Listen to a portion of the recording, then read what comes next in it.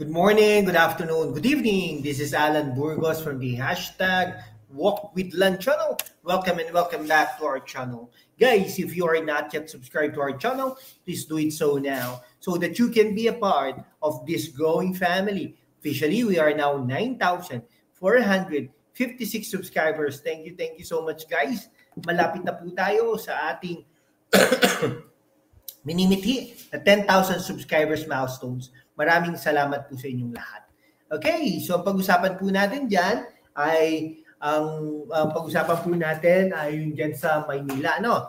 Okay, talagang itong dalawang ito, no, na ating babanggitin, ang dating gobernador ng Ilocos Sur at dating mayor ng Narvacan, Ilocos Sur, at business person na si Chavit Singson at ngayon na tumatakbo bilang senador ng Pilipinas at si Isko Moreno na tumatakbo bilang Yorme, no, bilang mayor ng Maynila ay talagang nag-iendoso sa bawat isa at sinusuportahan ang bawat isa sa pagka-senador at pagka-mayor respectively sa 2025 polls. Okay, yan. Ito ang ating Manila mayoral candidate, Yorme Francisco Isko Moreno Dumagoso, at ang ating senador na si Luis Chavit Singson, nag-share po sila ng stage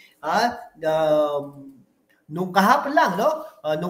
Kahapon lamang diyan sa SM Manila, at talagang iniendoso nila ang bawat isa sa kanilang mga kandidatura sa nalalapit na halalan sa pagdating sa 2025. Yan.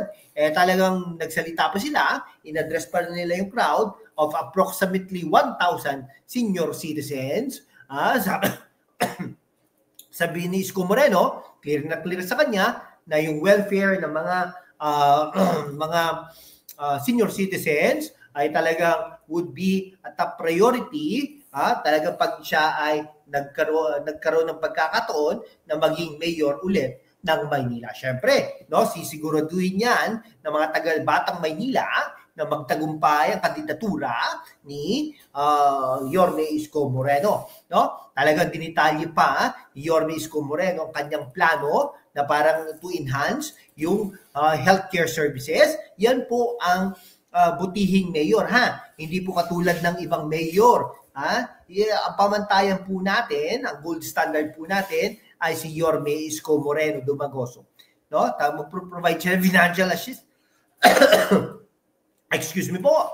Mag-provide siya ng financial assistance at saka i-expand niya yung social support programs for senior citizens, ensuring they are well cared for in his administration. Moreno also gave his full backing to Singson's senatorial bid. So tatlo na ang kanyang senador, si Lee, si Ong, at saka si Singson, no? Ayan.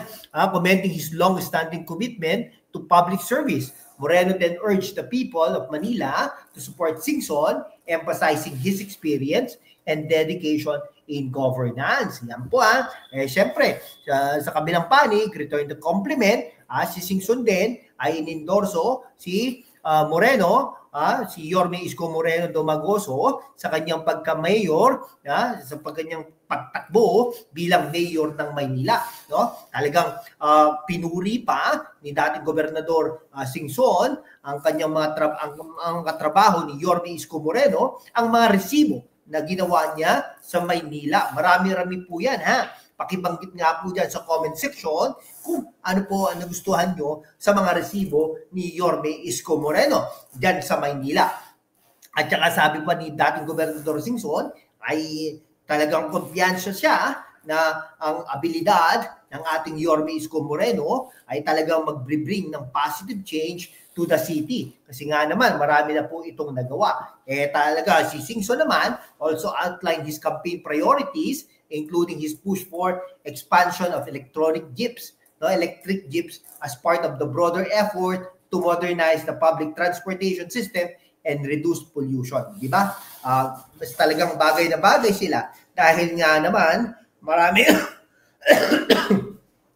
maraming pollution dyan sa Maynila. He then highlighted Bangko ng Masa, an initiative that aims to provide accessible financial services to underserved Filipinos. Kasi dapat po, lahat po ng mamamayan ay may bangko.